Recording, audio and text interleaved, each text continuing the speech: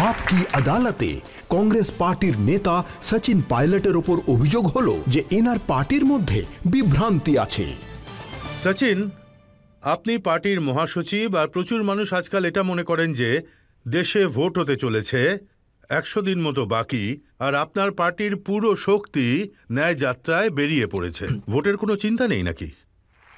দেখুন, যে রাহুল গান্ধীর যে প্রথম যাত্রা ছিল রজতবাবু, এই স্বাধীন ভারতের ইতিহাসে যে কোনো রাষ্ট্রনেতাই এরকম বিশাল যাত্রা কেউ করেনি। 4,500 কিলোমিটার পায়ে হেঁটে যান, কন্যাকুমারী থেকে কাশ্মীরে যান। এই যাত্রার রেসপন্স আমি নিজে দেখেছি, যা খুবই অভূতপূর্ব। আর লোকেরা দাবি করে, কংগ্রেসের ওয়ার্কিং কমিটি দাবি করে, লোকসভার ঠিক আগে এক পূর্ব থেকে পশ্চিমে যাত্রা বের করা উচিত। কারণ সময় কম ছিল, সেজন্য এই যাত্রাকে মিক্স রাখা হয়েছিল, বাসেও রাখা হয়েছিল আর পায়ে হেঁটেও রাখা হয়েছিল। যাত্রা বের করার যে সিদ্ধান্ত ছিল সেটা কিন্তু পার্টি ছিল, আর এইটা কিন্তু ভোট জোগাড়ের যাত্রা ছিল না। রাজনৈতিক দৃষ্টিভঙ্গিতে শুধু এই যাত্রার যে উদ্দেশ্য, যে বার্তা এখনও আছে, তা হলো সমস্ত লোকেরা নিজেদের উপেক্ষিত মনে করে থাকে, যাদের আওয়াজ শোনার কেউ নেই। যাত্রা বেরিয়েছে রজতবাবু, আপনি জানেন, ইম্ফল থেকে মণিপুরের কী অবস্থা আমরা সবাই জানি। ওখানে ব্যাপক হিংসা হয়, সন্ত্রাস হয়, মার্ডার, বলাৎকার, মানে অবস্থা সত্যি খারাপ।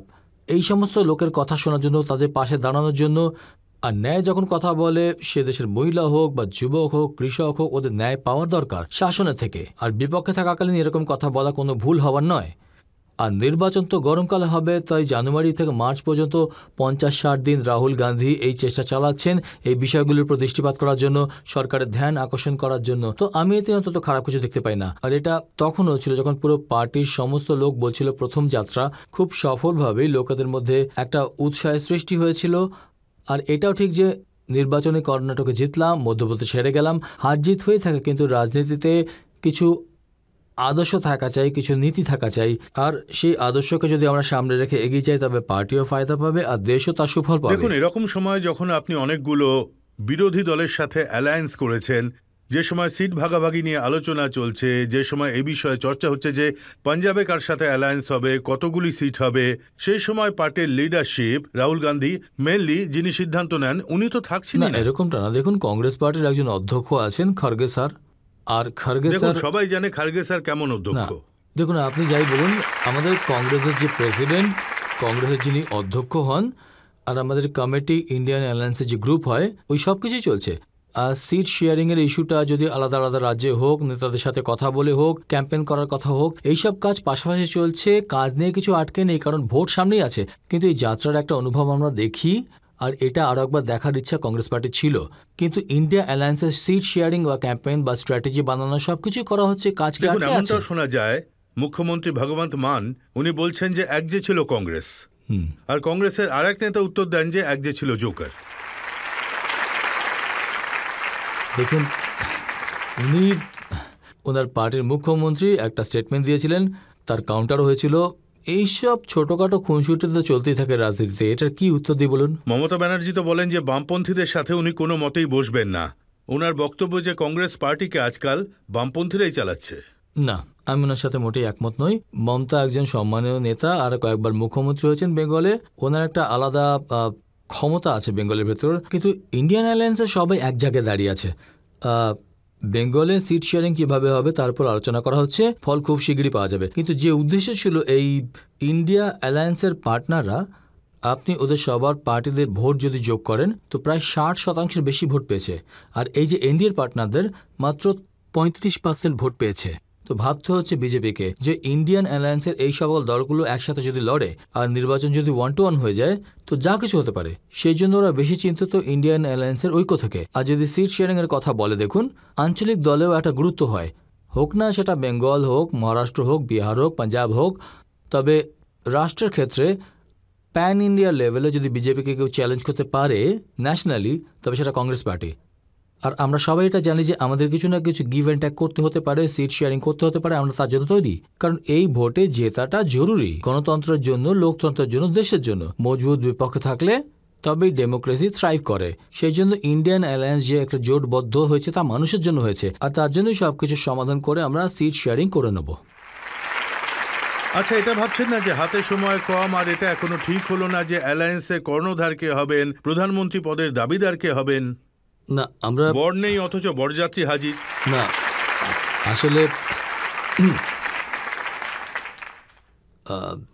অনেক আগে সিদ্ধান্ত নেওয়া হয়েছিল, ধরুন এই যে পদের মুখ্য অপেক্ষা হয়ে রাজনীতি করছি না, আর কে পদের দাবিদার হবে সেটা সিদ্ধান্ত করে পরে দেখা যাবে। প্রথম উদ্দেশ্য যে ইউনিটি বাড়ানো, সেটা সহজ হবে না রজতজি। আমি আপনাকে বলতে চাইছি, এত সব দল আছে, নানা রকম প্রেক্ষাপট, আলাদা আলাদা লোকেদের ভাবনা চিন্তা, কয়েকবার নিজেদের মধ্যে লড়াই হয়েছে জনগণের সামনে। আপনি কল্পনা করুন যে এত বড় দেশের মধ্যে এত রকম পার্টিকে একসাথে আনা আর সহজভাবে সেটাকে এগিয়ে নিয়ে যাওয়া কোনো সহজ কাজ নয়, কিন্তু সবারই মনে হলো যেটা দরকার। এই জন্য ইন্ডিয়া অ্যালায়েন্সের সৃষ্টি হলো। আমার মনে হয় ইন্ডিয়া অ্যালায়েন্সের গঠন থেকে বিপক্ষে যে ইউনিটি হয় তা যদি মজবুতিতে আগে বাড়তে পারে তবেই সঠিক নির্বাচন হবে ইন্ডিয়ার সাথে।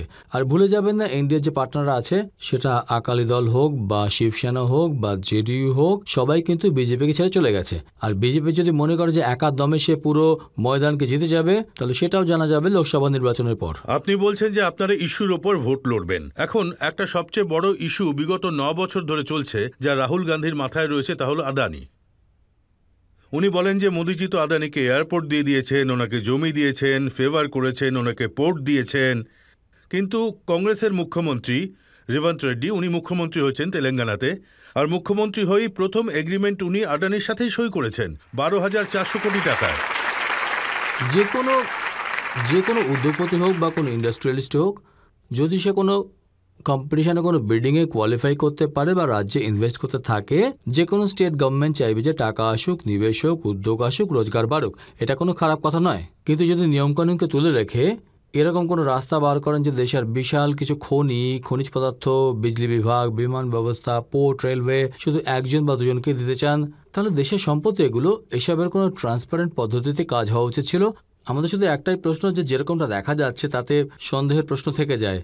তো অন্ততপক্ষে ওনাদের সবাইকে খুলে বলা উচিত, মানে স্বচ্ছতার সাথে কাজ করা উচিত। রাজস্থানে আপনাদের সরকার ছিল, 25,000 কোটি টাকার ইনভেস্টমেন্টে সই করেছিলেন অশোক গেহলোতের সরকার। আপনি তো সরকারের অংশ। এটা মোটেও ছিল না। প্রথমত মানে কৃষ্ণ করলেই লীলা, আর আমরা এরকম ছিল না। আমি তো বলছি 1 কোটি টাকা ইনভেস্ট করো, তবে কম্পিটিশন করা হোক, বিডিং হোক, আপনি কোয়ালিফাই করুন, আপনি নিয়ম কানুন পালন করুন, ইনভেস্ট করুন, কারোর কোনো আপত্তি নেই। যখন আদানিজি আপকে আদালতে এসেছিলেন, আমি জানতে চাইছিলাম আপনি এসব পেয়েছেন। উনি বললেন আমি একটা জিনিসের হিসেব দিতে পারবো, সবকিছুই আমি কম্পিটিটিভ বিডিং দিয়েই নিয়েছি, আর কোনো ফেভার আমি নিই। কিন্তু ওনার মনে হয় যে রাহুলজির এতে কেন সমস্যা হচ্ছে? এরকমটা না, আমার মনে হয় যে এমন কিছু ইনসিডেন্টস এসেছিল যাতে এটা স্পষ্ট ছিল না। দেখুন, আপনি আমি দুজনেই জানি যে বিডিং প্রসেস হয়, ওটাতে কিভাবে মাঝে মাঝে ম্যানেজ করা যায়।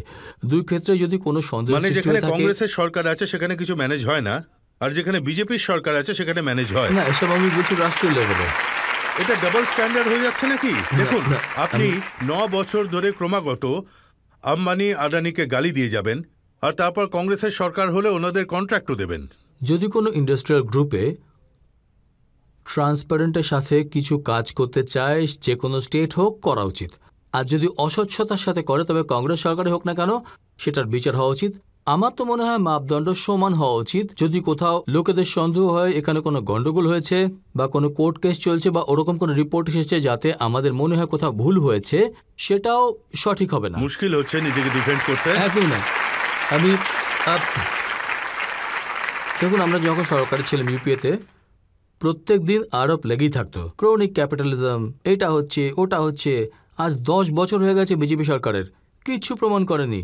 2G স্ক্যাম, CAG স্ক্যাম, জানি না কি কি স্ক্যামের কথা বলতো, আজ অব্দি কিছু সামনে আসলো না। আমি বলি, যখন আপনি এত প্রশ্ন করতেন, আপনার রাজত্ব কেউ যদি প্রশ্ন করে ফেলে, আপনি তার জবাব দিতে পারতেন। আমি তো কাউকে দোষী প্রমাণ করতে পারবো না ভাই, জাজ তো আপনারা, আমি তো খালি প্রশ্ন করতে পারবো। বিপক্ষে থাকার পর যদি প্রশ্ন না করেন, যদি প্রশ্ন করেন, তাহলে দেশ ও সাংসদকে বাইরে বার করে দাও। প্রশ্ন করলে বলে আপনি দেশদ্রোহী, প্রশ্ন করলে বলে এরকম করে করুন, ওরকম করে করুন। যদি প্রশ্ন এসে থাকে এই পার্লামেন্টে, যদি কেন কি আমি এই বিতর্কে যেতে চাই না, কিন্তু কেউ যদি কিছু ইনভেস্টিগেট করে, কোর্টের কাছে জানতে চায় বা কোনো মামলা করে, তো সরকারকে অনেস্টলি তার উত্তর দিলেই সমস্যা মিটে যাবে। কিন্তু সেটাকে লটকানো, এটা করা ওটা করা, এতেই সমস্যা সৃষ্টি হয়। জনতা আপনাকে প্রশ্ন করতে চায়। কমলনাথজি বজরংবলীর মূর্তি বানিয়েছেন, তো সিদ্ধারামায়াজিও রাম মন্দির বানিয়েছেন, আর কেজরিওয়ালজিও হনুমান চল্লিশার পাঠ শুরু করেছেন। তাহলে রাহুল গান্ধীজির কি রাম নাম থেকে কোনো সমস্যা হয়? এ এক ধারণা তৈরি করার প্রচেষ্টা চালানো হচ্ছে। কারোরই কাউকে নিয়ে সমস্যা নেই। প্রত্যেক ব্যক্তিরই নিজস্ব ভক্তি, নিজস্ব ধর্ম, ও কার পুজো করবে সেটা ব্যক্তিগত সিদ্ধান্ত। কিছু লোকের প্রশংসা করে থাকে, কিছু লোক নিন্দা করে। তবে আমি মনে করি না এই ধরনের অভিযোগ যেটা রাহুল গান্ধীর সম্বন্ধে লাগায় একদম ঠিক নয়। মানুষের কষ্ট হয় যখন আপনাদের দলের অ্যালায়েন্সে এক সহযোগী দল আছে ডিএমকে। ওই দলের নেতা হলো স্টালিন, ওনার ছেলে উদয়নিধি। উনি বলেন যে সনাতন ধর্ম ডেঙ্গি আর ম্যালেরিয়ার মতোই হয়, যেভাবে এইসব অসুখের সমাপন করা হয় সেইভাবেই সনাতন ধর্মকে সমাপ্ত করতে হবে। ভীষণই ভুল কথা এটা যখন বলেছেন। আমি দেখেছি ওনার স্টেটমেন্ট। এই কথাটা স্ট্যালিনের ছেলের ব্যাপার না, এটা স্ট্যালিনের ছেলের কথা নয়। ব্যাপারটা সনাতন ধর্মে শুধু নয়, যে কোনো মানুষই হোক, কারোর সম্বন্ধে বা কারোর আস্থার সম্বন্ধে বা ধর্ম সম্বন্ধে যদি ভুল বলে থাকে, আমি অবশ্যই তাকে খারাপ মেনে থাকি, এটাকে অস্বীকার করে থাকি। আর সেটা যেই বলে থাকুক তাকে আমি ভালো বলবো না, তা সে আমাদের বন্ধুই হোক, বিরোধী হোক। এমনকি আমি মনে করি যে লোকেরা রাজনীতিতে আছে, তাদের আরও সংবিধানের শপথ নিয়ে যারা পদে আছেন, তাদের আরও কেয়ারফুল হওয়া উচিত। আপনি যদি মন্ত্রী হন স্টেট গভর্নমেন্টের, তারপর এরকম কথা বলছেন, এটা খুব খারাপ কথা বলছেন। আর সমাজের লোকেদের এরকম কথা বলা উচিত না কখনোই। এই ব্যাপারে আমি কোনো সন্দেহ রাখি না। ওনার আরেকজন এমপি সুনীল স্যান্থাল পার্লামেন্টে ছিলেন, আর উনি রাজস্থানকে, মধ্যপ্রদেশকে, উত্তরপ্রদেশকে বলেন যে এসব গোমূত্রের স্টেট। দেখুন, আমি বলছি যে আমি জানি না ইনি কোথাকার সাংসদ, কিন্তু তাহলে এরকম কথা যদি কেউ বলে ওনার থাকে, নাম সুনীল স্যান্থাল, ডিএমকে তে মেম্বার অফ তাও পার্লামেন্ট। যদি এরকম বলে থাকে তাহলে সে নিজেরই অপমান করছে। হ্যাঁ, অপমান, কেননা সে কিছুই বোঝে না। আর ওদেরকে শিষ্টাচার কি বোঝানো দরকার ওদের, যে কারোর ব্যাপারে আমরা যখন সবাই একই দেশে বাস করি, আলাদা আলাদা রাজ্যের ব্যাপারে টিপ্পণী করা, কোনো জাতি বা ধর্মকে অপমান করা মোটেই শোভা দেয় না। কিন্তু কোনো দিনও কংগ্রেস পার্টির তরফ থেকে আধিকারিক রূপে, আজ আমি বললাম তো আপনি বললেন, তবুও কখনো এইসব আলোচনার নিন্দা করা, কন্ডেম করা, এইসব করা হয়নি। কে বললো হয় না? আপনি আগে বললে আগেই করতাম। দেখুন, তামিলনাড়ুর নেতার কথা বলছিলেন, উনি হয়তো বলেছেন যে ওনার কোনো আলাদা পলিটিক্স হবে, কিন্তু ছোটোখাটো লক্ষ্য আদায় করার কথা ভেবে আমরা কাউকে অপমানিত করলে, বাজে কথা বলে লোকেদের তার মনে যদি আঘাত দিয়ে থাকি, এরকম সাফল্য পেয়ে কী লাভ? আর সাফল্য সত্যি পেতে হলে আরও ভালো কাজ করতে হবে। আমি তো বলি, যেভাবে লোকেদের সাহায্য করে এই সফলতা পেয়ে যেতে পারো, তা কাউকে নিচু দেখে কখনোই পারবে না। যদি মান সম্মান দাও, যদি তুমি তোমার রেখায় বিশ্বাস করে থাকো, নিজের মন বড় রাখো, আপনি কখনো কখনো ভুল হয়ে থাকে তাকে স্বীকার করে নিলেই হলো। আর আমি কি বলি রজতবাবু, কখনো কখনো খুব বিরাট মনের ব্যক্তি একমাত্র নিজের ভুলটা স্বীকার করতে পারে। আর রাজনীতিতে যদি কখনো কখনো ভুল করে থাকি, তো এতটা বড় মন হওয়া উচিত যে বলতে পারি হ্যাঁ আমি ভুল করেছি। আর আজকাল তো আমি দেখতে পাই কেউ মেনে নিতে চায় না সেটা, যে ভাই আমরা সর্বগুণ সম্পন্ন, কখনো ভুল করে উঠতেই পারি না, ভুল বলতেও পারি না, এরকম হয় না। এটা ভালো বলেছেন আপনি। স্যার, আবহাওয়া ভীষণ গরম হয়ে গেছে, তাই একটু হালকা প্রশ্ন করছি আপনাকে। হ্যাঁ হ্যাঁ, একদম। যে আজকাল আমরা জেনেছি যে আপনি সিঙ্গেল, তাই এই ব্যাপারে আপনি কি টিপ্পণী করতে চান?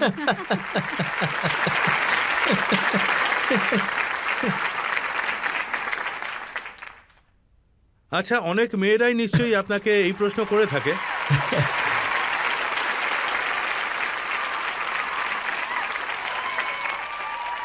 না, আপনি ঠিকই শুনেছেন।